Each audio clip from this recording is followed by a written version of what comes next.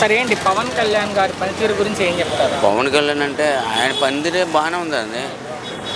తిరుగుతాడు, చేస్తాడు, అన్నీ చేస్తాడు. ఇప్పుడు రోజా మేడం తిట్టింది అంటున్నారు కదా, ఆ మేడం మరి ఆ మాట అనకూడదు. ఆవిడ పవన్ కూడా కళ్యాణ్ గారిని కూడా కలిపింది, ఆమెను కూడా తిట్టింది, పవన్ కళ్యాణ్ కూడా తిట్టింది, పవన్ కళ్యాణ్ భార్యను కూడా తిట్టింది మొన్న. మరి ఈవిడి మొత్తం రియల్గా చూపిస్తే నెట్లో చూపించాలి.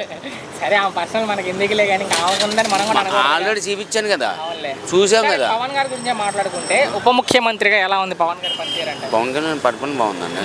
అమ్మో, పవన్ కళ్యాణ్ గారు ఏదైనా హాస్పిటల్ కానీ ఏదైనా ట్రీట్మెంట్ చేయాలన్నా సార్ ఇలా అంటే మనకు అన్నీ చేస్తున్నారు. కానీ ఎక్కడ ప్రజలకు అందుబాటులో లేకుండా ప్రజల్ని గాలి కొదిలేసి సినిమాలు చేసుకుంటూ తిరుగుతున్నారు పవన్ కళ్యాణ్ అంటున్నారు కొంతమంది. కుళ్ళు అది. ఓకే. ఏడుస్తారు, కుక్కలు ఎన్నో మురుగుతాయి. ఓకే. అన్నీ మా వాళ్ళు పట్టి సినిమాలు కూడా చేయకూడదని కోర్టులో కూడా వేశారు వాళ్ళు. ఏ సినిమాలు చేయకపోతామంటే ఎన్టీ రామారావు ముఖ్యమంత్రి ఉన్నప్పుడు ఎన్ని సినిమాలు తీయలేదు ఎన్టీ రామారావు గారు. ఓకే. మరే ఏం తెస్తే ఏమైంది? ఇప్పుడు ఈయన జీతం అవి కావాలి, మరి ఇంట్లో మెయింటెనెన్స్ మళ్ళీ ఎవరికి అడిగినా సినిమా తీసేయడానికి గొప్పకున్న ఆపరేషన్ అంటే పిల్లల డబ్బులు డబ్బులే ఇస్తున్నారులే. ఇన్ని చేసినా కూడా ఆయన తిట్టే వాళ్ళకి ఏం చెప్తారు? ఆయన తిట్టేవాళ్ళకి పవన్ కళ్యాణ్ చెప్తాడు, రామ్ చరణ్ చెప్తాడు. భవిష్యత్తులో ముఖ్యమంత్రి రామ్ చరణ్ పుట్టినరోజు ఈరోజు, రామ్ చరణ్ గారి పుట్టినరోజు తెలుసు నాకు.